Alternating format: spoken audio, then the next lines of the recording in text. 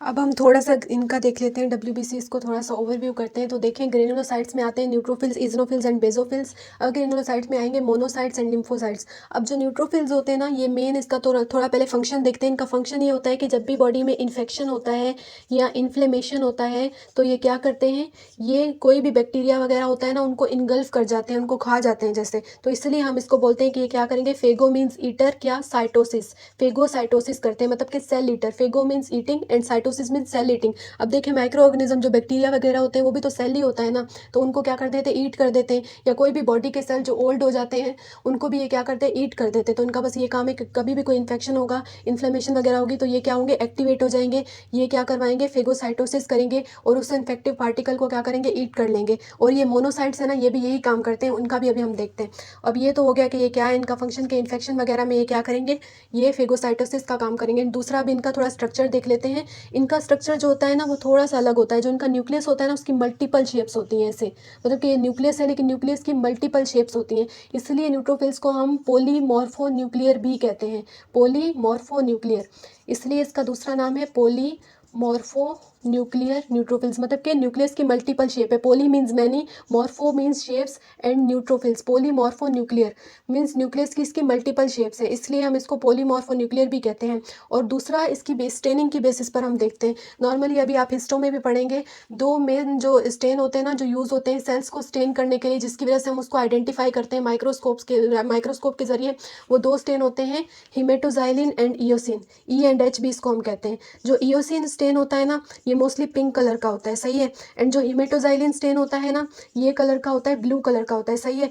तो जब भी हमने न्यूट्रोफिल्स को इन स्टेन में हमने रखा, हिमेटोजाइलिन एंड इयोसिन, और फिर माइक्रोस्कोप के जरिए इसको देखा, तो ये जो क्या करते हैं ना, इसके ग्रेन्यूल्स, क्योंकि ये ग्रेन्युलोसाइट्स हैं, तो इसके ग्रेन्यूल्स क्या करते हैं, दोनों ही स्टेन को इक्वली अडेप्ट करते हैं। कुछ ग्रेन्यूल ने इयोसिन ले लिया और कुछ ग्रेन्यूल ने हिमेटोजाइलिन ले लिया, इसलिए हम इसको बोलते हैं न्यूट्रोफिल्स, मतलब कि न्यूट्रल है, कि कुछ ने क्या क्या लिया, इयोसिन, एंड कुछ ने क्या लिया, हिमेटोजाइलिन, जिसकी वजह से इनका जो कलर है ना ऐसे मिक्सचर वाला बन गया। ये आपको अभी फोटोज में भी दिख रहा होगा।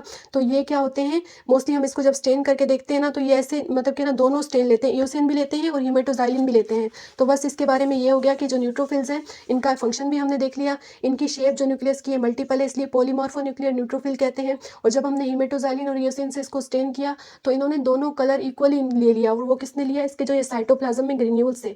अब आता है इयोसिनोफिल्स। अब देखो नाम से जाहिर है, इयोसिनोफिल्स, इयोसिन, इयोसिन ये कलर क्या करते हैं, ज़्यादा लेते हैं। इयोसिन मतलब कि पिंक, इसलिए ये क्या होते हैं, पिंकिश कलर के होते हैं ज़्यादा। इसलिए इयोसिनो मीन्स रेड कलर या पिंक कलर, लविंग, फिल्स मीन होता है लविंग, तो इयोसिनोफिल्स होते हैं, ये पिंक कलर के होते हैं, ये तो हमें पता चल गया। अब थोड़ी बहुत इसकी शेप देखते हैं। तो इसका जो न्यूक्लियस होता है ना, ऐसे बायलोब्ड होता है, ऐसे चश्मे की तरह, हमें ग्लासेस की तरह अपीयरेंस लिखती है। तो इसका जो न्यूक्लियस होगा वो बायलोब्ड होगा। और जो इसके ग्रेन्यूल्स हैं यहाँ पर, वो कौन सा कलर अडेप्ट कर रहे हैं, पिंकिश कलर अडेप्ट करते हैं, इसलिए इनको हम बोलते हैं इयोसिनोफिल्स। अब इसका फंक्शन क्या होता है, इसका फंक्शन जो मेनली होता है वो होता है एलर्जिक रिएक्शन में। जब भी कोई एलर्जिक या पैरासाइटिक रिएक्शन होता है ना, तो उसको ये फाइट करते हैं, उसमें ये हेल्प करते हैं। तो उसके बाद हम देखते हैं बेसोफिल्स। बेसोफिल्स का भी सेम फंक्शन है जैसे इयोसिनोफिल्स का होता है एलर्जिक एंड पैरासाइटिक में। और इसका भी जो न्यूक्लियस होता है ना, ऐसे बायलोब्ड होता है, मतलब कि दो लोब होती हैं। लेकिन इयोसिनोफिल्स का जो न्यूक्लियस है ना, वो प्रॉपर वेल हमें डिमार्केटेड दिख रहा है, एक लोब अलग से दिख रही है, दूसरी लोब भी अलग से दिख रही है। लेकिन यहाँ बेसोफिल्स का देखिए, प्रॉपर हमें दो लोब्स तो हैं, लेकिन वो प्रॉपर ऐसे अलग अलग नहीं है, ऐसे आपस में जुड़ी हुई पड़ी होती हैं, इसलिए। और देखिए इसका कौन सा कलर ये लेता है, बेजो का मतलब होता है ब्लू, फील्स मीन लविंग। तो देखो जब भी हमने इसको स्टेन किया माइक्रोस्कोप में देखने से पहले हिमेटोजाइलिन एंड इयोसिन से, तो इसने जो कलर लिया ना, वो हिमेटोजाइलिन लिया इसके ग्रेन्यूल्स ने, इसलिए इसका कलर क्या हो गया, ब्लूइश हो गया। तो इसलिए हम कहते हैं इसको बेसोफिल्स, क्योंकि ये क्या होते हैं, ब्लू कलर के होते हैं, ब्लू लविंग कलर। अभी हमने देख लिया ग्रेनुलोसाइट। अब ग्रेनुलोसाइट में न्यूट्रोफिल्स देखा, उसका फंक्शन देखा, थोड़ी सी शेप देखी, इयोसिनोफिल्स का भी फंक्शन देखा, शेप देखी, एंड बेसोफिल्स का भी फंक्शन देखा, शेप देखी, कलर भी देखा। अब हम थोड़ा देखते हैं अग्रेनुलोसाइट। देखिए अग्रेनुलोसाइट्स में आ जाते हैं मोनोसाइट्स एंड लिम्फोसाइट्स। अब मोनो का देखिए मतलब ही क्या है कि small cells, mono means very small and cytes mean cells. ये क्या होते हैं, ये स्मॉल सेल्स जैसे प्रेजेंट होते हैं। कहाँ पर प्रेजेंट होते हैं, ब्लड में प्रेजेंट होते हैं। लेकिन जब भी कहीं क्या होगा, इन्फेक्शन, जैसे मैंने बोला था कि जो मोनोसाइट्स का काम है सेम न्यूट्रोफिल्स वाला काम है, ये भी फेगोसाइटोसिस ही करते हैं। तो जब भी कोई बॉडी में इन्फेक्शन होगा, माइक्रो ऑर्गेनिजम्स वगैरह आएंगे, तो ये ब्लड से कहाँ पर जाएंगे, टिश्यूज़ में। अब टिश्यूज़ में ही तो हुआ है ना इन्फेक्शन, टिश्यूज़ में ही माइक्रो ऑर्गेनिजम्स आए, टिश्यूज़ को इन्होंने इन्फेक्ट किया, इन्फ्लेमेशन करवा दी, तो अभी आ गए ब्लड से टिश्यूज़ में। तो जब भी ये टिश्यूज़ से ब्लड से टिश्यूज़ में आते हैं तो इनका साइज़ ऐसे बिल्कुल बड़ा हो जाता है, इनका न्यूक्लियस भी ऐसे बड़ा बड़ा सा हो जाता है और ये बिल्कुल खाने के लिए तैयार हो जाते हैं। तो जो मोनोसाइट्स जब भी इन्फेक्शन के दौरान ब्लड से टिश्यूज़ में आते हैं तो वो कन्वर्ट हो जाते हैं मैक्रोफेजेज़ में। Macro means large, phases means eater, large eaters. जब उन्होंने फेगोसाइटोसिस करनी है तो इसलिए वो अपना लार्ज जो साइज़ होता है वो लार्ज कर लेते हैं। तो ये तो इनका काम हो गया कि ये इन्फेक्शन वगैरह में और इन्फ्लेमेशन वगैरह में वर्क करते हैं। अब उसके बाद आ जाता है लिम्फोसाइट्स। अब लिम्फोसाइट 2 टाइप्स के होते हैं, B lymphocytes and T lymphocytes. अब ये दोनों क्या करते हैं, इम्यूनिटी में हेल्प करते हैं। अब बी लिम्फोसाइट्स तो क्या होता है कि अभी हमें पता कैसे चले कि लिम्फोसाइट्स हैं ये। लिम्फोसाइट्स आप जब भी देखोगे ना तो इनका जो न्यूक्लियस होता है ना वो लार्जर होता है, साइटोप्लाज्म बिल्कुल कम कम दिख रहा होगा, न्यूक्लियस बहुत ज़्यादा लार्ज होता है लिम्फोसाइट्स का। ये तो दोनों में सेम सेम ही होता है। अब बी लिम्फोसाइट्स का अलग से फंक्शन क्या है कि बी लिम्फोसाइट पहले कन्वर्ट होंगे एक और सेल में जिसको हम बोलते हैं प्लाज्मा सेल। पहले ये कन्वर्ट होंगे प्लाज्मा सेल में, ये वाला प्लाज्मा नहीं जो ब्लड वाला, इसका नाम है बस सेल का नाम है ये प्लाज्मा सेल। प्लाज्मा सेल में कन्वर्ट होंगे एंड देन प्लाज्मा सेल्स के बाद वो क्या बनाएंगे, एंटीबॉडीज़। एंटीबॉडीज़ फिर क्या करती हैं, इन्फेक्शन से फाइट करती हैं।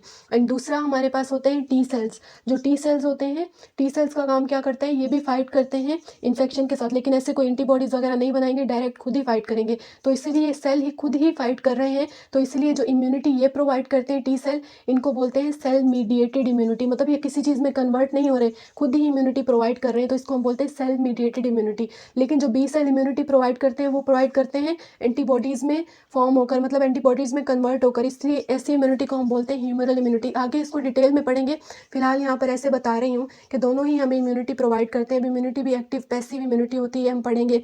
एक्टिव इम्यूनिटी भी होती है, पैसिव इम्यूनिटी भी होती है। तो अब हम देखते हैं कि जो बी सेल्स इम्यूनिटी प्रोवाइड करते हैं एंटीबॉडीज़ में कन्वर्ट होकर, वो होती है ह्यूमरल इम्यूनिटी। एंड जो टी सेल्स की इम्यूनिटी होती है वो होती है सेल मीडिएटेड इम्यूनिटी। अब देखते हैं थोड़ा सा हम ब्लड का फंक्शन देख लेते हैं। तो वो जो ब्लड का फंक्शन है ना, तो ये हम थोड़े एक निमोनिक से याद कर लेते हैं, और वो निमोनिक है ट्रेंड्स। तो ये हमने ना मतलब ऐसे निमोनिक से याद कर लेंगे ब्लड का फंक्शन। और इसमें ट्रेंड्स में याद रखना R4 है, मतलब कि R 4 दफ़ा यूज़ होगा, सही है। तो ब्लड के फंक्शन में आ जाता है एक तो ट्रांसपोर्ट का फंक्शन, सही है।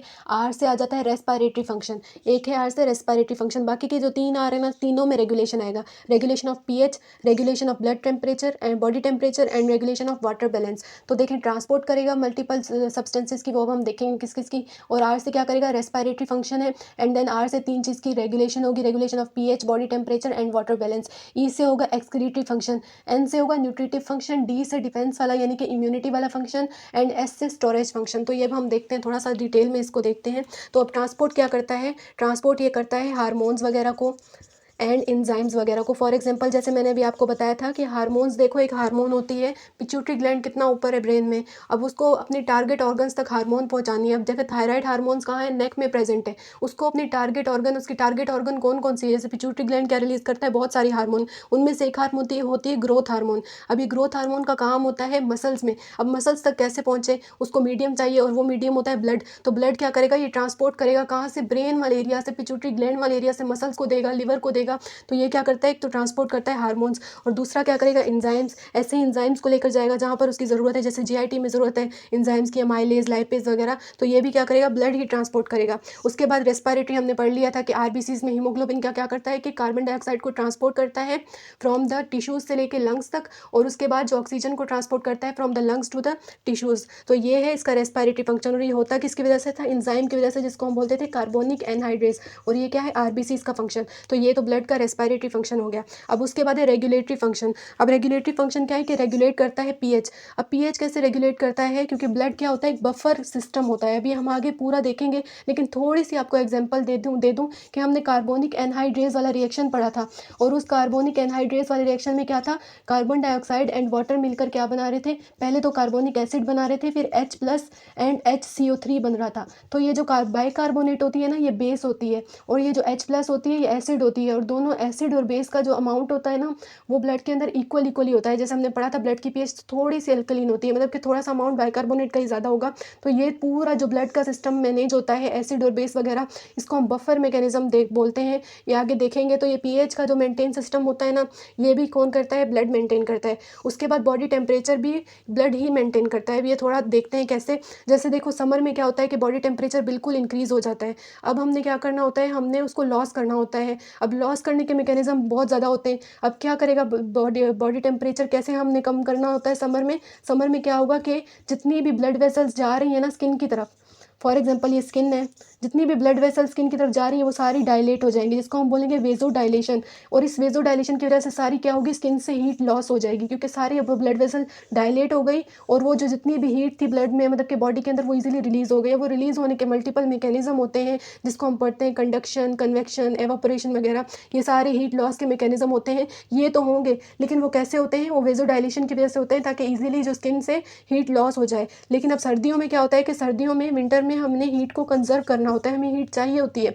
तो इसमें हम क्या करते हैं, जितनी भी स्किन जो ब्लड में होती है ना, जो स्किन में ब्लड वेसल्स जा रही होती हैं स्किन के पास, वो सारी क्या होंगी, कंस्ट्रिक्ट हो जाएंगी, वेजो कंस्ट्रिक्शन, मतलब कि बिल्कुल स्मॉल हो जाएंगी, ताकि ब्लड में से हीट लॉस ही ना हो सके विया द स्किन। तो ये क्या है, ये जो वेजो डायलेशन, ये वेजो कंस्ट्रिक्शन वाले जो सारे मैकेनिज्म हो रहे हैं, ये भी ब्लड में ही होते हैं। तो ये बॉडी टेम्परेचर को भी ऐसे ही मेंटेन करता है। तीसरा क्या है, वाटर बैलेंस। अब वाटर बैलेंस कैसे करता है, ब्लड के अंदर हमने प्लाज्मा पढ़ा था, और प्लाज्मा में हमने प्लाज्मा प्रोटीन्स पढ़ा था, और उस प्लाज्मा प्रोटीन में दो मेन प्रोटीन्स होती हैं, एक होती है अल्ब्यूमिन और एक होती है ग्लोब्युलिन।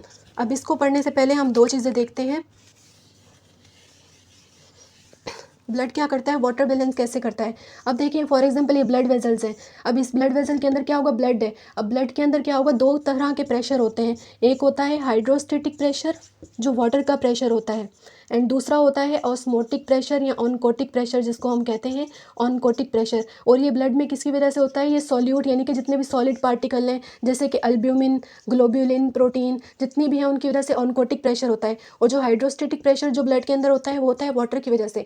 और ये नॉर्मली क्या होते हैं, इक्वल और नॉर्मल होता है। तो ये जितना भी ब्लड में वाटर वगैरह है, उसने क्या किया, हाइड्रोस्टेटिक प्रेशर मेंटेन किया है। और जितने भी सॉल्यूट वगैरह प्रेजेंट है, उन्होंने क्या है, प्रेशर जो मेंटेन किया हुआ है वो है ऑनकोटिक प्रेशर। और नॉर्मली ये नॉर्मल होता है। इसको जब सॉल्यूट एंड सॉल्वेंट का अमाउंट आप पहले भी पढ़ के आए होंगे, सेम होता है जब भी किसी चीज़ में, तो इसको हम बोलते हैं आइसोटोनिक, मतलब कि सॉल्यूट एंड सॉल्वेंट का अमाउंट सेम है। लेकिन जब भी बॉडी के अंदर यहाँ पर क्या है कि वाटर कम हो जाए ब्लड के अंदर और सॉल्यूट ज़्यादा हो जाए, तो ऐसे सॉल्यूशन को हम पहले भी देखा होगा, आपने पढ़ा होगा कि ऐसे सॉल्यूशन को हम हाइपरटोनिक कहते हैं। अब ब्लड क्या है, हाइपरटोनिक हो गया है। अब ब्लड को क्या चाहिए, वाटर चाहिए, वाटर कम हो गया है, और solute as compare to water ज़्यादा हो गए हैं। अब ब्लड को क्या चाहिए, वाटर चाहिए। वाटर बैलेंस ये कैसे करेगा, ये टिश्यूज़ हैं, फॉर एग्जाम्पल ये सेल्स हैं। अब सेल्स से क्या है, सेल्स आ जाएगा, सेल से वाटर आएगा ब्लड में। हमने पढ़ा था कि लो हाई ऑस्मोटिक जो प्रेशर से लो ऑस्मोटिक प्रेशर में चीज़ें ट्रांसफ़र होती हैं। तो यहाँ पर हाइपरटोनिक है, तो जो भी वाटर है वो टिश्यूज से जाएगा ब्लड में। अब ब्लड में जाकर क्या हो गया कि वाटर बैलेंस हो गया, अब नॉर्मल सब कुछ हो गया।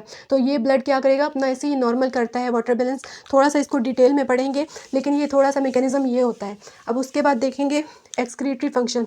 अब एक्सक्रीटरी फंक्शन हमने देखा था कि जो मसल्स में क्या होता है कि जब भी प्रोटीन हमारी मसल कंज्यूम करती हैं, तो जो उसका वेस्ट वगैरह प्रोड्यूस होता है वो दो होते हैं, यूरिक एसिड वगैरह या अमोनिया वगैरह जो प्रोड्यूस होता है वो ब्लड में जाता है, और वो ब्लड के ज़रिए कहाँ पर जाएगा, किडनीज़ में, और वो किडनीज से क्या होगा, एक्सक्रीट आउट हो जाएगा। तो ये दूसरा काम क्या कर रहा है, एक्सक्रीशन का भी काम कर रहा है। और उसके बाद हमने ये भी पढ़ा है कि जो स्वेट है हमें आता है स्किन के ज़रिए, उससे भी क्या होता है कि मल्टीपल चीज़ें लॉस हो जाती हैं, और वो भी विया द ब्लड होता है, क्योंकि वहाँ पर जितनी भी ब्लड वेजल्स हैं हमने पढ़ा है वो डायलेट हो जाती हैं। तो ये भी देखा, एक्सक्रीटरी फंक्शन देखा कि विया द किडनी करवा देगा, विया द स्किन वगैरह करवाएगा, और ये भी ब्लड का मेन फंक्शन होता है। तीसरा अगला फंक्शन है न्यूट्रिटिव फंक्शन। अब न्यूट्रिटिव फंक्शन हमने देखा है कि ब्लड के अंदर क्या प्रेजेंट होती हैं, प्रोटीन्स प्रेजेंट होती हैं अमाइनो एसिड की फॉर्म में। हमने पढ़ा था कि प्लाज्मा के कंपोनेंट में हमने ऑर्गेनिक एंड इनऑर्गेनिक पढ़ा था। ऑर्गेनिक में प्लाज्मा में क्या प्रेजेंट था, ब्लड में अमाइनो एसिड भी थे, ग्लूकोज भी था, फैट की फॉर्म में कोलेस्ट्रॉल वगैरह सब कुछ भी प्रेजेंट था। तो जब भी ये फॉर एग्जाम्पल ये ब्लड है और ये टिश्यूज़ हैं, अब टिश्यूज़ को कोई भी चीज़ चाहिए होगी तो वो ब्लड से ईजिली आ जाएगी टिश्यूज़ में। तो ये देखें न्यूट्रिशन वाला फंक्शन भी ब्लड कर रहा है। और दूसरा क्या कर रहा है, डिफेंस वाला फंक्शन। अब डिफेंस वाला कौन सा है, सारे WBCs जो ग्रेनुलोसाइट्स एंड ग्रेनुलोसाइट्स आपको बताए हैं, ये भी काम क्या कर रहा है, ब्लड कर रहा है। एंड दूसरा काम क्या कर रहा है, स्टोरेज वाला फंक्शन। अब स्टोरेज वाला भी आपको ये बता दिया है कि ब्लड में क्या है, पहले से ही अमाइनो एसिड, ग्लूकोज, कोलेस्ट्रॉल ये सब प्रेजेंट होता है। तो जब भी टिश्यूज़ को नीड होती है तो वो उसको ईजिली प्रोवाइड हो जाता है। और एक और मेन फंक्शन होता है ब्लड का, क्लॉटिंग वाला फंक्शन। अब जब भी देखें हमने वो जो प्लेटलेट्स का फंक्शन था, क्लॉटिंग वाला फंक्शन कौन सा फंक्शन है, हीमोस्टेसिस वाला। देखिए जब भी कोई भी ब्लीडिंग होगी या लीक होगा ब्लड वगैरह, तो इजीली वहाँ पर क्या होगा, क्लॉट वगैरह बन जाएगा with the help of platelets या दूसरे क्लॉटिंग फैक्टर जो प्रेजेंट होते हैं, जैसे कि फाइब्रिनोजिन वगैरह। उसकी वजह से क्या होगा, ब्लड वहाँ पर रुक जाएगा, जिसे हम हीमोस्टेसिस कहते हैं। तो ये भी एक फंक्शन होता है ब्लड का। तो ये सारे फंक्शन में हमने ऐसे निमोनिक से याद करेंगे कि ट्रांसपोर्ट वाला फंक्शन, फिर R4 होते हैं, एक में आ जाएगा रेस्पिरेटरी, एंड देन जो बाकी 3 आ रहे हैं उसमें आएगा regulation of pH, body temperature की regulation, and then regulation of the जो वाटर बैलेंस है। उसके बाद excretory, nutrition, defence and storage, और एक और फंक्शन होता है हीमोस्टेसिस का फंक्शन। वो भी ब्लड में प्लेटलेट्स एंड जो भी क्लॉटिंग प्रोटीन्स हैं उसकी वजह से होता है।